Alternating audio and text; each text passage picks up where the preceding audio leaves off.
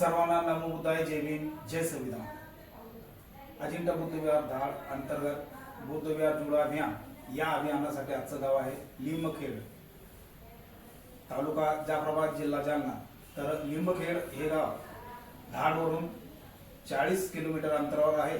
तर चला जाऊया आणि बघूया तिथलं छानसं असं विहार। नमो बुद्धाय, जय भीम, जय संविधान।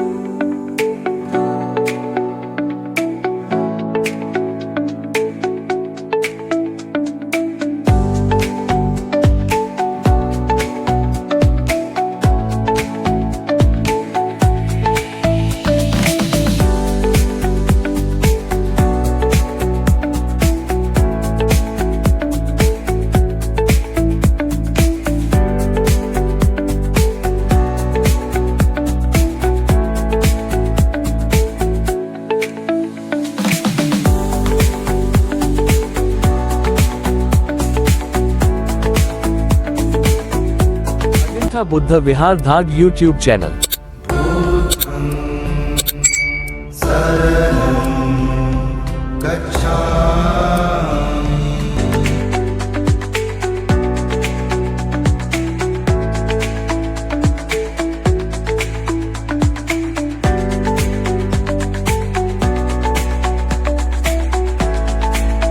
भारतरत्न परमपूज्य बोधिसत्व डॉक्टर बाबासाहेब आंबेडकरांचा नमो बुद्धाय, जय भीम, जय संविधान। अजिंठा बुद्ध विहार धाड अंतर्गत बुद्ध विहार जोडो अभियान या अभियानासाठी आजचं गाव आहे जाफराबाद तालुक्यातील निमखेडा। तर बघा, धम्माची चळवळ जी असती तर ती निस्वार्थी कायावाच्या मनाने जर केली तर धम्म आणि निसर्ग तुम्हाला प्रत्येक क्षेत्रामध्ये प्रगती पथकावर आणि गतिमान करेल। तसेच या निमखेडाचे सर्व उपासक उपासिका हे खूप श्रद्धावान आहेत आणि त्या श्रद्धेपोटी त्यांनी तर या सर्व मी उपासक उपासिकांचं मी खरंच खूप अभिनंदन करतो आणि आभारी मानतो की त्यांनी धम्माची चळवळ ही प्रज्वलित ठेवलेली आहे आणि धम्म हा आमच्यापर्यंत आणि आमच्यापासून दुसऱ्यापर्यंत कसा पोहोचेल यासाठी तत्परतेने आज इथे उपस्थित आहात। तर सर्वप्रथम इथे खूप या गावकऱ्यांचं अभिनंदन करावंसं वाटतं की त्यांनी विश्वरत्न भारतरत्न डॉक्टर बाबासाहेब आंबेडकर यांचा 6 फूट उंचीचा उभा अवस्थेत असलेला आपल्या मागं बघू शकता आपण भव्य दिव्य असा पुतळा इथं साकारलेला आहे। आणि या आपल्या बुद्ध विहार जोडो अभियानासाठी आपण सुरुवात करण्या अगोदर विश्वरत्न डॉक्टर बाबासाहेब आंबेडकर यांच्या प्रतिमेला समोर अगरबत्ती मेणबत्ती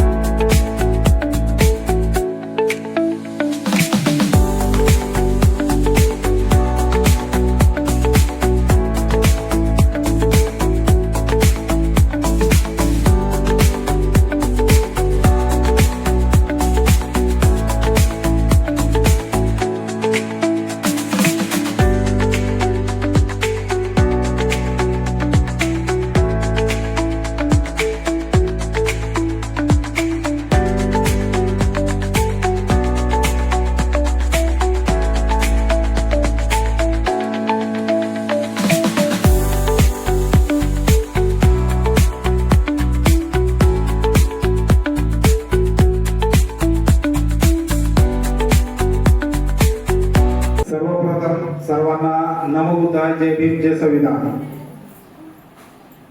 अजिंठा बुद्धविहार घाट अंतर्गत बुद्धविहार जोडो अभियान या अभियानासाठी आजचं गाव आहे निमखेड, बुद्रुक, तालुका जाफराबाद, जिल्हा जालना. खूप श्रद्धे भावनेनं आपण इथे आमंत्रित केलं. त्या आमंत्रणात स्वीकारण करून आम्ही आपल्या धर्माची चळवळ आपल्या गावामध्ये कशी आहे, आपल्या विहारामार्फत कशी आहे हे अनुभव करण्यासाठी आणि इतर जे आपले विहार झालेले आहेत, आतापर्यंत 18 विहार झालेले आहेत आणि प्रथम तुमचं मराठवाड्यातला पहिलं विहार आहे आणि तुमच्यापर्यंत धम्माचं कार्य कितपत आलेलं आहे याचा अनुभव घेण्यासाठी आम्ही इथं आलेलो आहोत की तुमच्या माध्यमातून बुद्ध धम्मसंघ आणि बाबासाहेबांच्या विचारांची चळवळ हे कुठपर्यंत चालत आहे. मग भीम जयंती असो, बुद्ध जयंती असो किंवा इतर ज्या जयंत्या असत, जसे छत्रपती शिवाजी महाराज जयंती असो, माता रमाई जयंती असो, मा जिजाऊ जयंती असो, माता सावित्रीबाई फुले जयंती असो, तसेच दर महिन्याला होणारे खीरदानीचा संकल्प तुमच्या गावातून कसा होतो, परत तुमच्या विद्यार्थ्यांना तुम्ही कुठपर्यंत स्टेज डेअरिंग ज्याला म्हणतो आपण, भाषणाच्या माध्यमातून तुम्ही कसं तयार केलेलं आहे, तद्वत महिलांच्या वतीने तुम्ही भीमगीतातून तुम्ही काय काय आतापर्यंत कार्य केलेले आहे, कुठपर्यंत आपण भीमगीताद्वारे तुम्ही संपर्क साधून धम्माची चळवळ, बाबासाहेबांची चळवळ चालवलेली आहे. या सर्व गोष्टींचा आढावा तद्वत आमच्या विहारामार्फत झालेले कार्य, आमच्या विहारामार्फत चालणारे कार्य, तसेच बुद्ध विहार जोडो अभियानाच्या मार्फत चालणारे कार्य, त्यापासून तुम्हाला होणारे त्याचा गतिमान करण्यासाठी केलेला संकल्प, या सर्व गोष्टींचा आपण आज आढावा घेणार आहोत. तर तत्पूर्वी आपण सर्वांच्या वतीने या विश्वाला शांतीचा महान संदेश देणारे महाकारुण्य तथागत भगवान गौतम बुद्ध, तसेच भारतीय घटनेचे शिल्पकार परमपूज्य विश्वरत्न डॉक्टर बाबासाहेब आंबेडकर यांच्या प्रतिमेला आपण पुष्पहार अर्पण करून त्यांच्या प्रतिमेसमोर अगरबत्ती मेणबत्ती प्रज्वलित करायची आहे. कार्यक्रमाला या बुद्ध जोडो अभियानाला सुरुवात करायची आहे.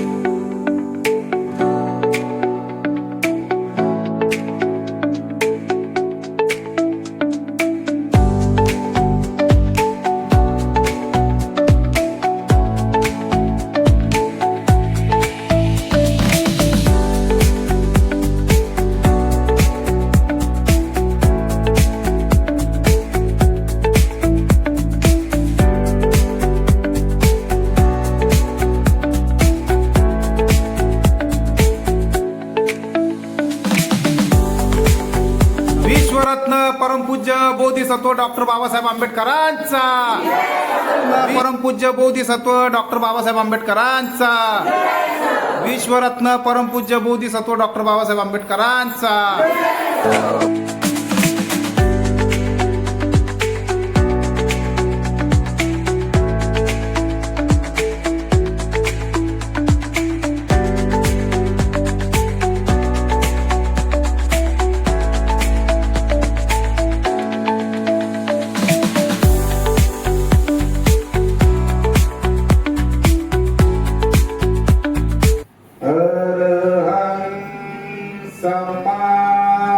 संबुद्धो भगवान् बुद्धं भगवन्तं अभिवादेवता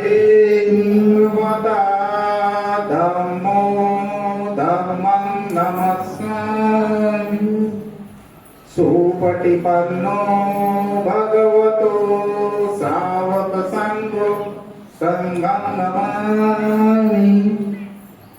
नमो तस्स भगवतो अरहतो सम्मा सम्बुद्धस्स.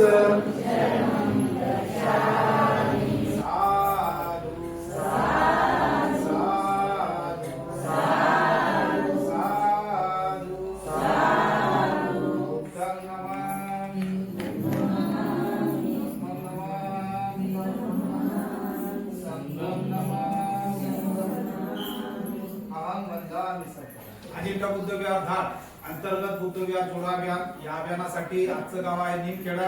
या निमखेडा गावचे सरपंच शंकर दादा चव्हाण हे इथं या बुद्ध विहार जोडो अभियानाच्या कार्यक्रमासाठी उपस्थित झालेला आहे. तर मी त्यांना भगवान गौतम बुद्ध आणि डॉक्टर बाबासाहेब आंबेडकर यांच्या प्रतिमेस समर्पुष्प अर्पण करायचे आहे.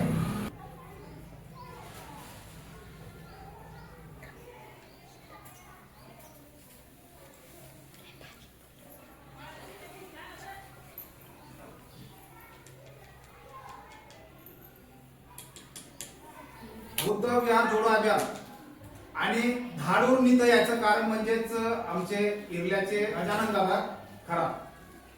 तर बघा, हा संकल्प आम्ही 3 वर्षापासून आयोजित केला होता मी, परंतु तो पूर्णत्वास ह्या 1 जानेवारी 2023 ला.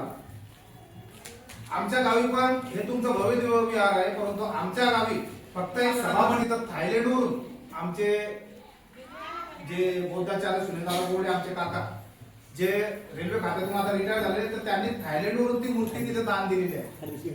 आणि 14 ऑक्टोबर 2023 ला आमच्या कार्यांना कलाटणी. यावेळी सिद्धार्थ गौतमांनी रोहिणी नदीवरून वाद झाला आणि रोहिणी नदीचा वाद त्यांना घर सोडायला कारणीभूत ठरला. बरोबर आहे. तर 6 वर्ष तपस्या केल्यानंतर मग नंतर त्यांना बुद्धत्व प्राप्त झाले. बुद्धत्व प्राप्त झाल्यानंतर त्यांनी सर्वप्रथम त्यांचे जे त्यांच्या सोबत होते त्यांचे मित्र तिथं येऊन जे आतापर्यंत आपल्या मेंदूवरती धूळ चढलेली होती, बुद्धांचे विचार फक्त आपण ऐकत होतो. बुद्ध पौर्णिमा आली, बाबासाहेब जयंती आली, इतर जयंती आल्या किंवा पौर्णिमा आली, फक्त आम्ही त्याच दिवशी बुद्ध विहारात येऊ ही शपथ घेतलेली राहते आणि नंतर आम्ही डोकून पाहणार. आता तुमच्या विहारात तुम्ही येता का येते मला माहिती, रोज येता का दर रविवारी येता का दर पौर्णिमेला येता हे मला अवगत नाही. बरोबर आहे. परंतु माझ्या निदर्शनात आलेले विहार जे आपण एवढं भव्य दिव्य मूर्त्या इथं स्थापन केल्या आपला, बरोबर आहे. बऱ्याचशा विहारामध्ये काय होतं, सुशोभित असं विहार बांधतात आणि पायी जमा करून त्या विहारासाठी मूर्त्या दान आणतात आणि मग त्या मूर्त्या धूळ खातात. हे प्रत्येक विहाराला सांगण्यात दादा बरोबर. मग त्या मूर्तीवर धूळ पडलेली आपण कधी जाऊन पाहत नाही. बरोबर. मग जाऊन पाहत नाही तर का पाहत नाही, कारण आपले विचार आपल्याला तिथं जाऊ देत नाही, आपलं चित्त तिथं जाऊ देत नाही. आता गेटच्या बाहेर गेलो, धाडचा कोणता तरी माणूस आलता, मग त्यांना सांगितलं आता आचरण करायचं कर, मी नाही करत, चालले. गेटच्या बाहेर गेलं काही घेत नाही आम्हाला. बरोबर आहे. म्हणून आपल्या जीवनाला आपण दारिद्र्यामध्ये पाहून जगून राहिलो. बुद्धांचे एवढे प्रगतशील विचार आहे, बाबासाहेबांचे एवढे प्रगतशील विचार आहे, मग ह्या विचारांना आपण आजपर्यंत टोचणी घातली का? मी थोडी म्हणतो तुम्हाला की तुम्ही तुमचे कामधंदे सोडा, तुमचे लेकर बाळाचे कामधंदे सोडा आणि देऊन बसा. बरोबर आहे का? मग 5 मिनिटं आपल्या जीवनातले काढले तर काय वाईट आहे? ज्या बुद्धांनी आपल्या बायकोचा त्याग केला, आपल्या लहान 1-1.5 वर्षाच्या मुलाचा त्याग केला, राजपट त्याग केला, त्या बुद्धांना आपण त्यांचे विचार किती सर्वश्रेष्ठ असत की ज्यांनी राजपट त्यागून केवळ ज्ञान अर्जित केलं आणि ते संपूर्ण जगाला वाटलं. त्यांच्या पुरतं ठेवलं नाही, संपूर्ण जगाला वाटलं, म्हणजे तो कोणत्याही जातीचा पातीचा असो. मग हे काम केलं त्यांनी की ह्या जगामध्ये अंधकार पडलेला आहे, त्या अंधकाराला कुठतरी प्रकाशमान करायचा असेल तर तो बुद्धांचा विचार कर. याच्यानंतर कोणी आलं तुमच्या समोर सांगायला तर बुद्धाच्या विचाराचं जे सत्य आहे ते सत्य कधी असणार नाही. म्हणून जोपर्यंत तुम्ही बुद्धाला शरण जात नाही, तुमच्या बुद्धीला बुद्ध पटत नाही, तोपर्यंत तुम्ही जीवन जगून काही फायदा नाही. मग आता काय करावं? आता का मारा?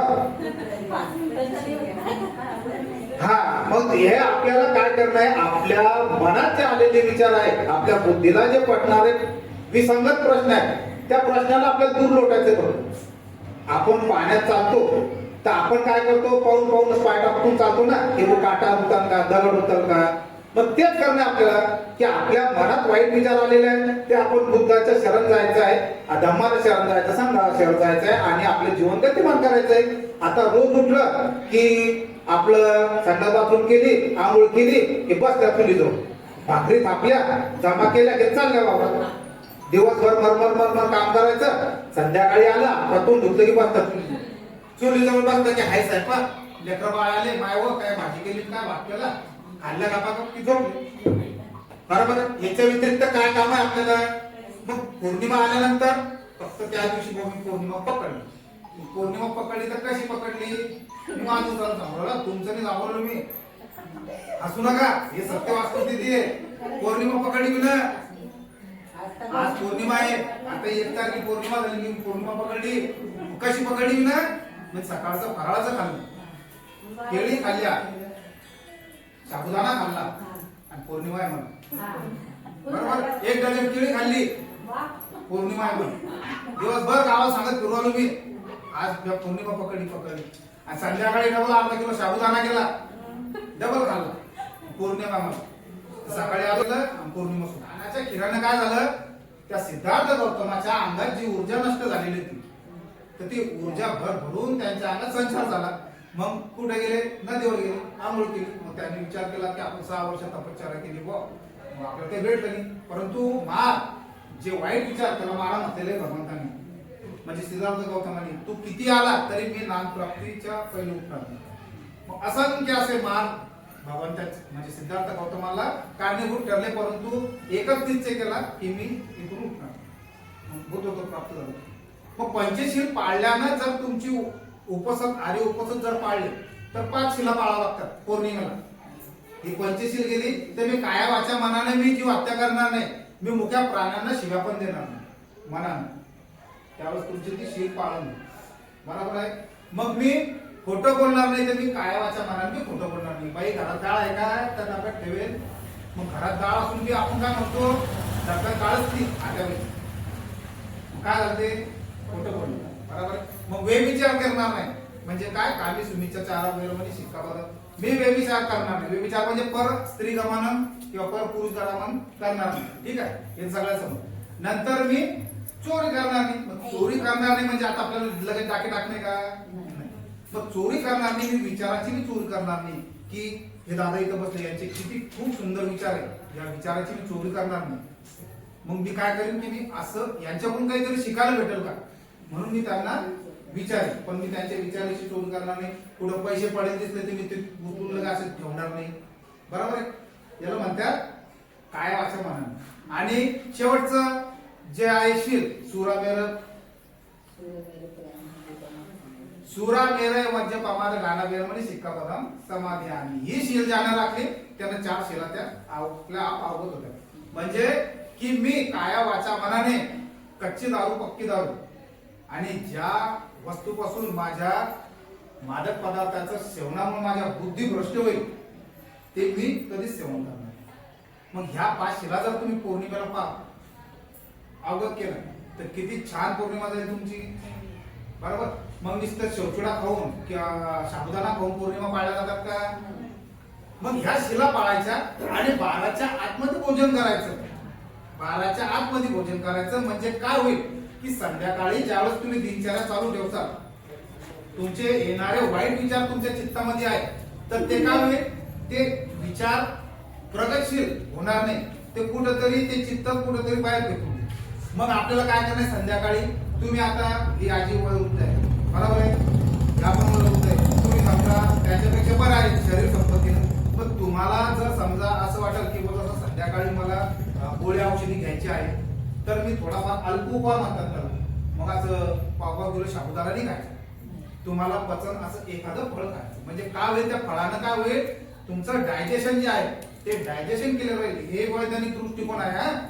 त्या डायजेशन मुळे काय होईल, तुमचं शरीर प्रकृती चांगली राहील. तुमचं रक्ताभिसरण संस्था जी असतात शरीरातल्या, त्या शरीरातल्या रक्तभिसरण संस्था चांगल्या चालत.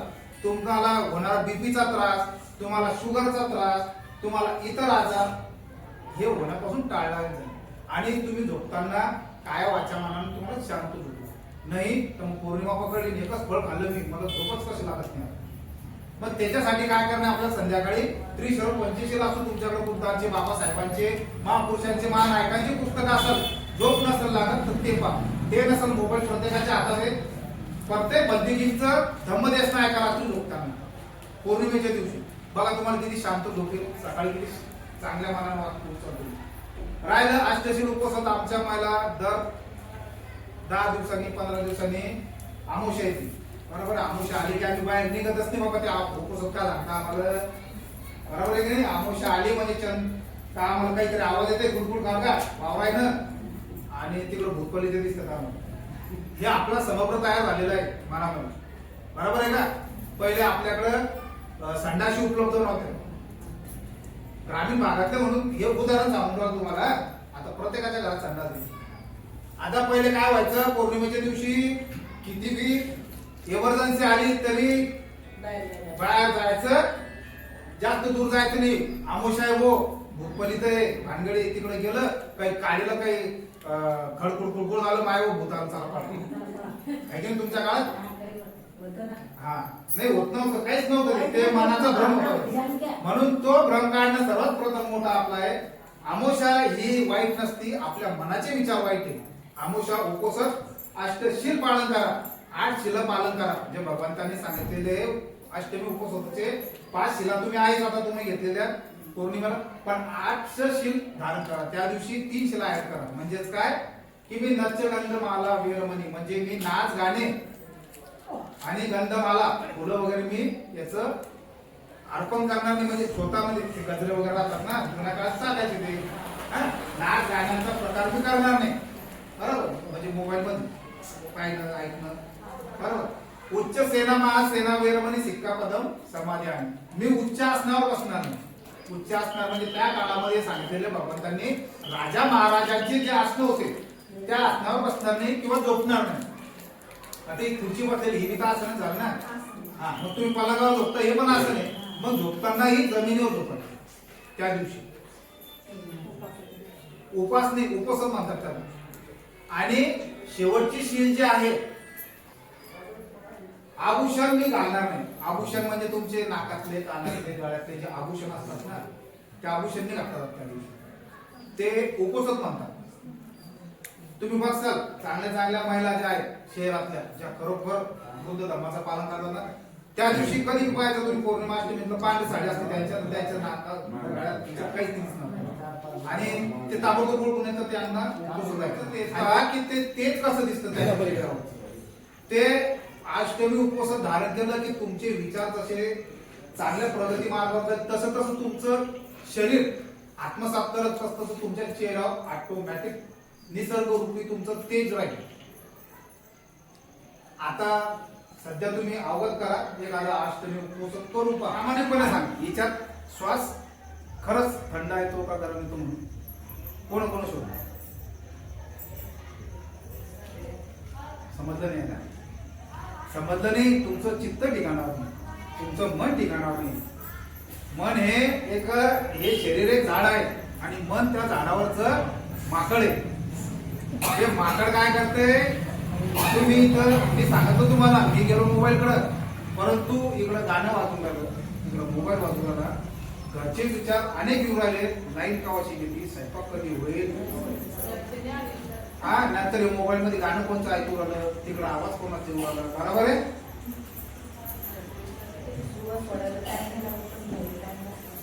आपल्याला योगाने करण्याची नुसतं शांततेनं पाय नाही की माझा श्वास ह्या नागपूरतून येतो ह्या नागपूरतून का गरम येतो. तुम्हाला प्राथमिक माहिती दिली मी तुम्हाला आनापान कसं असतं. आता हे सकाळी तुम्ही उठल्यानंतर करायचं. ज्यावेळेस तुम्ही झोपातून उठाल सर्वप्रथम बुद्ध धम्मसंघाला शरण जायचंय, बाबासाहेबांना शरण जायचंय, मनातल्या मनात वंदन करायचंय.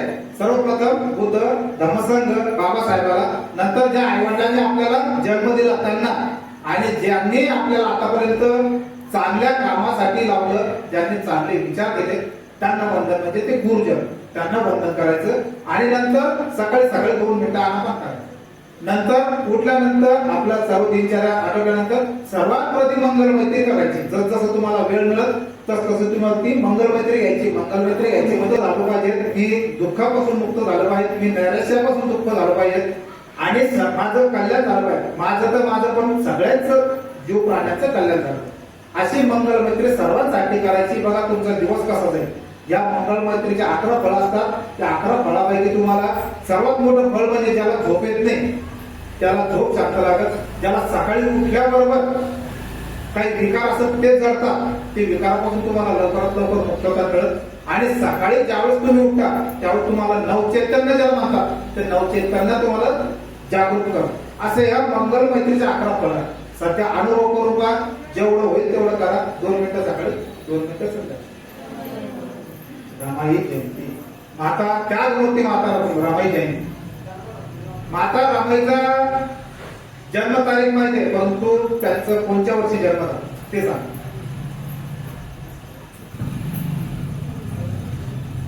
बाई तुम्ही शाळेतले विद्यार्थी फटाफट उत्तर द्या बाई. जसं बाबासाहेबांचा जन्म किती झाला? 14 एप्रिल 1800. आता ते तर सांगा. 91 साल. तसे 7 फेब्रुवारी पुढे काय 1800. गाणे बाबा 1898 गाणं आहे तरी 1898 साली होय ना गाणं. मग काऊन विसरल्यावर माता रमाईचा 7 तारीख माहिती आहे, आम्हाला जयंती साजरी करणार. मग आम्हाला त्या मातेचं सर्व माहिती आहे का? जन्म कुठं झाला, कोणत्या गावाला झाला, त्यांचं नाव. आता येणाऱ्या 7 तारखेला या मुलींमार्फत आणि तुमच्या मार्फत बी रामायण पूर्ण वाचून घ्यायची आणि गाण्यातून म्हणा का भाषणातून म्हणा तुम्ही पण धरा. राहायला विषय 1898 गाणं आहे तरी 1898 साली होय ना गाणं. मग काऊन विसरल्यावर माता रमाईचा 7 तारीख माहिती आहे, आम्हाला जयंती साजरी करणार. मग आम्हाला त्या मातेचं सर्व माहिती आहे का? जन्म कुठं झाला, कोणत्या गावाला झाला, त्यांचं नाव. आता येणाऱ्या 7 तारखेला या मुलींमार्फत आणि तुमच्या मार्फत बी रामायण पूर्ण वाचून घ्यायची आणि 2-2 मिनिटं सगळे गाण्यातून म्हणा का भाषणातून म्हणा तुम्ही पण धरा. राहायला विषय माता रामाईची जयंती साजरी करणार तर त्याची प्रोसेस माहिती आहे का कशी करतात? हा, तर त्याच्यासाठी काय करायचं? सर्वांनी सकाळी जसं 14 एप्रिल त्या दिवशी आपण सर्व उठतो. म्हणजे बाबासाहेबांनी आपल्याला काय केलं? गटारीतून काढून कशात महालात बसवलं. पण त्या महालात बसवणार त्या महामानवाला जर रमाईला साथ दिली असती ते महामानव घडले असते का? त्यांनी संविधान लिहिलं असतं का? मग सगळ्यात जास्त त्याग केलं तर कोणी केले? माताला. म्हणून माता रमाईच्या जयंतीच्या दिवशी आपण सर्वांनी सकाळीच उठायचं आहे.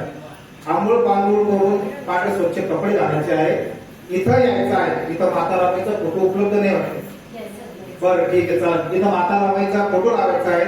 मस्त सुंदर पैकी रांगोळ्या काढायच्या पूर्ण समोर तिथं फुलांनी आच्छादित तयार करायचं पूर्ण. इथं पण पूर्ण फुलांनी आच्छादित करायचं आणि इथं व्यवस्थित ते फुलांचे माळा तयार करायचे. हा ठीक आहे. आता व्यवस्थित इकडून एक रांगोळी काढायची, इकडून एक रांगोळी काढायची. तिथं सर्व जन्मात दिसते बसण्यासाठी पांढरे शुभ्र कपडे. मग इथं आल्यानंतर मान्यवर जर कोणी तुम्हाला बोलत असाल त्या मान्यवरांच्या हस्ते आपण सर्वांनी माता पहिले बुद्धांना, मग बाबासाहेबांना, मग माता रमाईंना सर्वप्रथम अगरबत्ती मेणबत्ती लावून प्रज्वलित करायचं. इथे त्यांना हार अर्पण करायचे आणि मग सर्वांनी शांततेनं खाली बसायचं. कोणी एखादं सूत्रसंचालन करायचं घेऊन तोपर्यंत तयार व्हा. 2-4 दिवस आहे तुमच्याकडे. रोज इथे यायचं, माहिती बोलत बसायचं काही वाचून तर म्हणा. कोणी 1-2 जण तयार. आज आपल्या गावात डॉक्टर बोर्डे साहेब या खेड गावात बुद्ध विहारात येऊन त्यांनी चांगल्या प्रकारे आपल्याला मार्गदर्शन दिलं. खूप खूप आभारी सर. मी काल तुम्हाला फोन केल्याचा तुम्ही मान ठेवला की मी ताई येणार नाही, पण मी त्यांना सांगितलं सर तुम्हाला यावंच लागलं. सर तुम्ही आले, आम्हाला खूप छान वाटलं आणि खूप छान मार्गदर्शन दिल्याबद्दल आभारी. जेव्हा बाबासाहेब डॉक्टर ते परदेशी असतात तर रमाई माता घरी असतात आणि त्या रमाई माता पाण्याला जात असताना एक हिंदू धर्माची बाई त्या रमाईला काय म्हणते तर लक्ष द्या. रमा तुझा भरतार किती आहे विधवान, रमा तुझा भरतार किती आहे विधवान. जिथा तिथं निघत या नाव, जिथा तिथं निघत या नाव. आहे लाखात, आहे लाखात रमा पती तुझा विधवान. आहे लाखात रमा पती तुझा विधवान. आहे लाखात रमा तुझा ग विधवान आहे ना कातरमा पती ग तुझा विधवान आहे ना कातरमा पती ग तुझा विधवान आहे अडाणी तुझं राहण झाली रामाजीची सून आहे अडाणी तुझं राहण झाली रामाजीची सून पत्नी आहे सगळ्या लिष्टराची किती आहे ग तू भाग्यवान पत्नी आहे सगळ्या लिष्टराची किती आहे ग तू भाग्यवान किती आहे ग तू भाग्यवान रमा तुझा घरदार किती आहे विधवान जिथा तिथं निघे तया नाव जिथा तिथं निघे तया नाव आहे ना रमा पती तुझा ग विधवान आहे ना रमा पती तुझा ग विधवान आहे ना पती ग तुझा विधवान आहे ना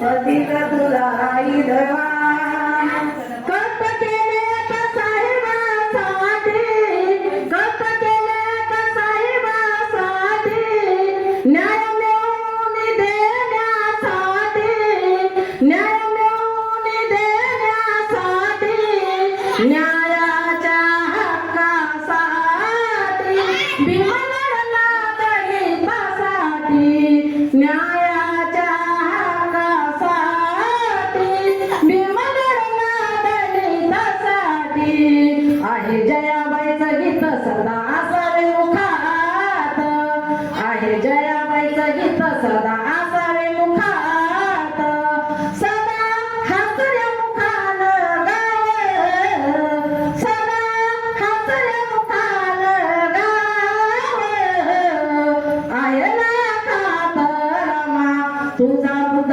भीमराव आहे ना कातरमा पती तुझा ग विधवान आहे ना कातरमा पती तुझा विधवान आहे ना कातरमा पती तुझा ग विधवान आहे ना कातरमा पती तुझा ग विधवान आहे ना कातरमा पती तुझा ग विधवान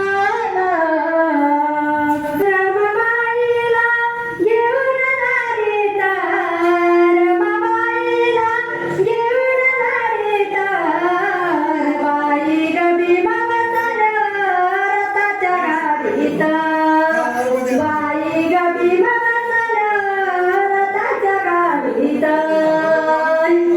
पांढऱ्या रंगाच्या वारू तार तार तुपले तसरू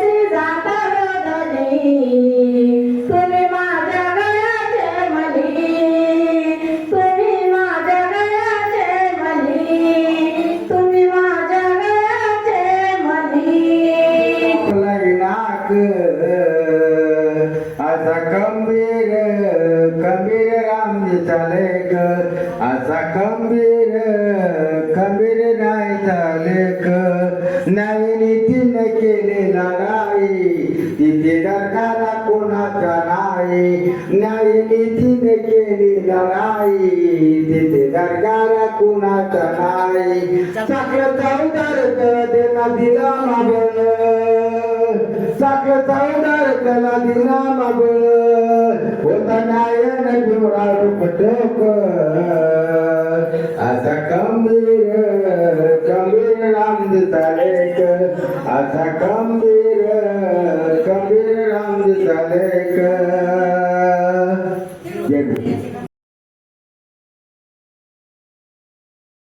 सर्वांना परत एकदा नमोबुद्धाय जय भीम जय संविधान.